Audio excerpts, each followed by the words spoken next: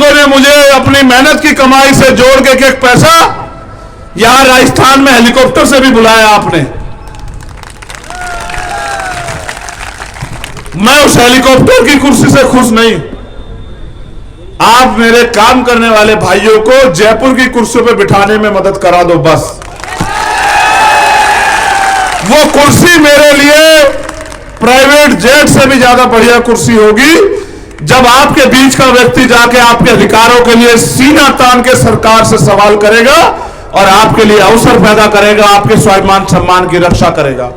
उस दिन मेरी मेहनत, मेरा बहावा पसीने के एक एक बूंद और मेरे आंसू इस राजस्थान में सफल हो जाएंगे मेरे लोगों, जिस दिन आपने मुझे इतनी ताकत देने का काम कर दिया। गांव देहात में लोग तैयार बैठे हैं, आप बस चले जाओ। आप जाके कहना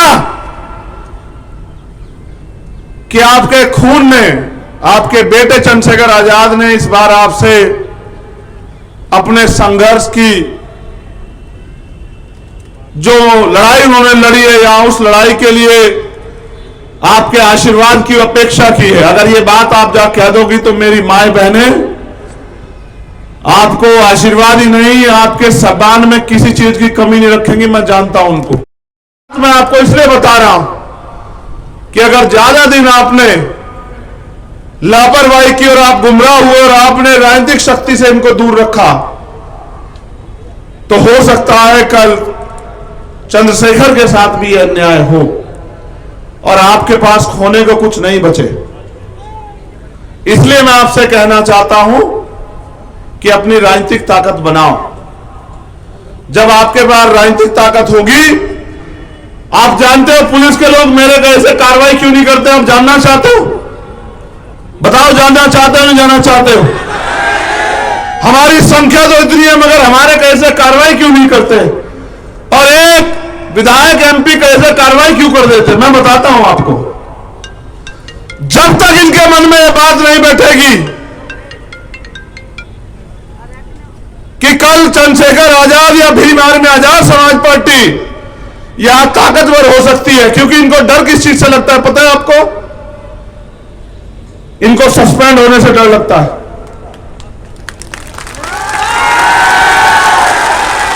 इनको ट्रांसफर पोस्टिंग से डर लगता है, इनको चार्ज न मिलने से डर लगता है, इनको डर लगता है कहीं इनके ऊपर मुकदमा ना लिखवा दे सरकार। जिस दिन इनको एहसास हो गया कि आने वाले कल में आजाद समाज पार्टी यहां ताकतवर हो जाएगी, आप मेरी बात को याद रखना। ये भागे भागे आपका काम किया करेंगे बिना कहे, आप मेरी बात को याद रख लेना। जिस दिन इनको एहसास हो गया कि अगर इनकी बात नहीं मानी तो कल ये ट्रांसफर पोस्टिंग भी करेंगे और अपने पद का दुरुपयोग करने के आधार पे आपके खिलाफ मुकदमा लिख के जेल भी भेजेंगे, घूसखोरी करने पे जेल भी भेजेंगे, तो फिर ये आपके काम को दौड़ दौड़ के करेंगे। मैं ये नहीं कहता कि सारे पुलिस के लोग बुरे हैं, मगर मैं ये भी नहीं कहता कि सारे अच्छे।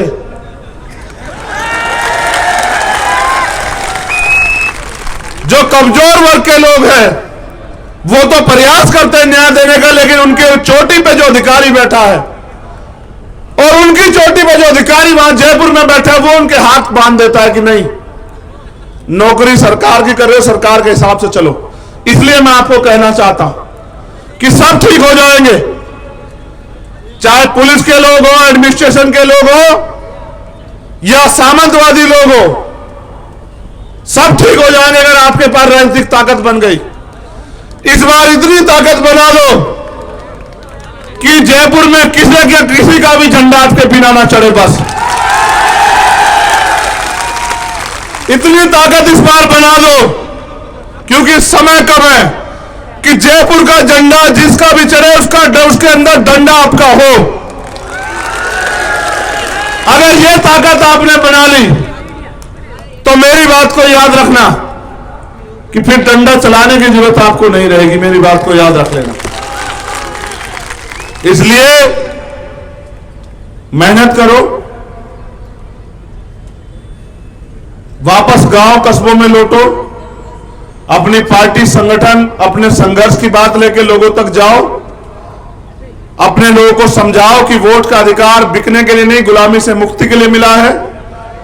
अपने लोगों को यह भी बताओ कि वोट के अधिकार के लिए बाबा साहब ने अपने 4-4 बच्चों को कुर्बानी दी है। और यह भी बताओ कि अगर वोट का अधिकार छिन गया, संविधान ना रहा, तो ये ताकतवर लोग आपकी बस्ती में पैर रखने भी नहीं आएंगे जो आज आपके पैर छूते हैं, पैर धोते हैं। इस बात को भी बताओ। और यह भी बताओ कि वोट दो धारी तलवार है, अगर अपने को दी तो आपकी परेशानियों का इलाज होगा, अगर गलती से बातों में आके, गुमराह होके, धोखे में आके, लालच में आके दुश्मन को दे दी तो फिर आपके लोगों का इलाज होगा। यह बात भी जाके लोगों को समझाओ। अगर यह बात आपने समझा दी तो मैं जिम्मेदारी से कहता हूं कि जिस समाज में मैं पैदा हुआ हूं, यह बहुजन समाज बड़ा स्वाभिमानी समाज है। यह भूखा तो रह सकता है लेकिन अपमानित होकर नहीं रह सकता। जिस दिन ये बात इनकी समझ में आ गई और आपने जाके मेहनत की, फिर वो शक्ति बनेगी राजस्थान में कि राजस्थान से चली हुई ये अंधेरों के खिलाफ ये उजाले की रोशनी, एक छोटी सी रोशनी, ये पूरे भारत में जाएगी और बाबा साहब अंबेडकर और मान्यवर काशीराम साहब के अधूरे सपने को पूरा करेगी। इसके लिए जब जयपुर का सम्मेलन हो जाएगा, पूरे राजस्थान में हम लोग साइकिल यात्रा के माध्यम से गांव गांव, गली गली जाके आजाद समाज पार्टी के समर्थन में अपील करेंगे।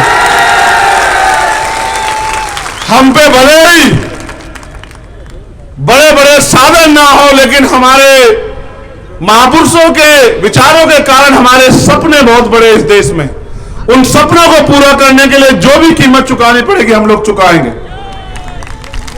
मैं 2 बार आप लोगों ने मुझे अपनी मेहनत की कमाई से जोड़ के एक पैसा यहां राजस्थान में हेलीकॉप्टर से भी बुलाया आपने। मैं उस हेलीकॉप्टर की कुर्सी से खुश नहीं। आप मेरे काम करने वाले भाइयों को जयपुर की कुर्सियों पर बिठाने में मदद करा दो बस। वो कुर्सी मेरे लिए प्राइवेट जेट से भी ज्यादा बढ़िया कुर्सी होगी, जब आपके बीच का व्यक्ति जाके आपके अधिकारों के लिए सीना तान के सरकार से सवाल करेगा और आपके लिए अवसर पैदा करेगा, आपके स्वाभिमान सम्मान की रक्षा करेगा। उस दिन मेरी मेहनत, मेरा बहावा पसीने के एक बूंद और मेरे आंसू इस राजस्थान में सफल हो जाएंगे मेरे लोगों, जिस दिन आपने मुझे इतनी ताकत देने का काम कर दिया। गांव देहात में लोग तैयार बैठे हैं, आप बस चले जाओ। आप जाके कहना कि आपके खून में, आपके बेटे चंद्रशेखर आजाद ने इस बार आपसे अपने संघर्ष की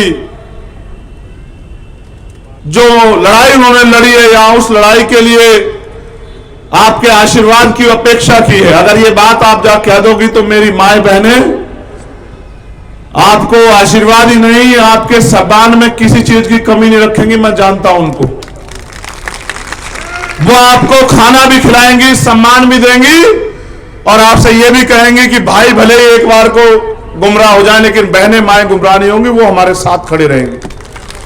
क्योंकि मेरे आज भी याद है, जब मैं जितेंद्र मेघवाल के यहां गया तो मेरी बहनें, मेरी माएं सारा काम छोड़ छाड़ के घर से निकल के सड़कों पे थी।